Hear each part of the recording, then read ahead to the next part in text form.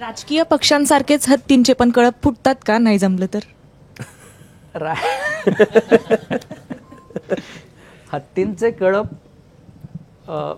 एक गोष्ट आपण म्हणू शकतो की खाण्याकरता फुटतात, कारण त्यांना ते खाणं पुरलं पाहिजे.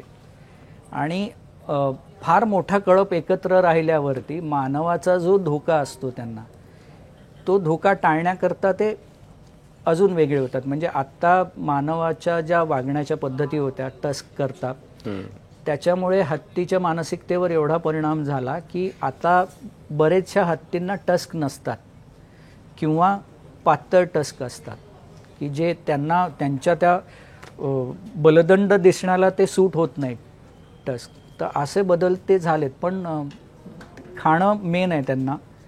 18 तास जर खायचं असेल तर ते पुरलं पाहिजे, म्हणून एका कळपाचे 2 कळप होणं एवढाच भाग असतो. माझा साधारणतः तसाच प्रश्न होता की त्यांच्यामध्ये असे बंडखोर नसतात का? म्हणजे त्या एका कळपाने एक नियम बनवलेला आहे. इथे जसं आपण राजकारण्यांमध्ये पाहतोय की तुम्ही नियम बनवला पण आम्हाला नाही पटत येतो, मग बाहेर जायचं किंवा त्या पक्षावर आपलाच दावा करायचा, असं त्या कळपामध्ये सुद्धा होतं का की 2 लोक त्या कळपावर आपला दावा करण्याचा प्रयत्न करतात? अशा काही गोष्टी होतात का? म्हणून पितृसत्ताक नाही, मातृसत्ताक कुटुंब पद्धती आहे.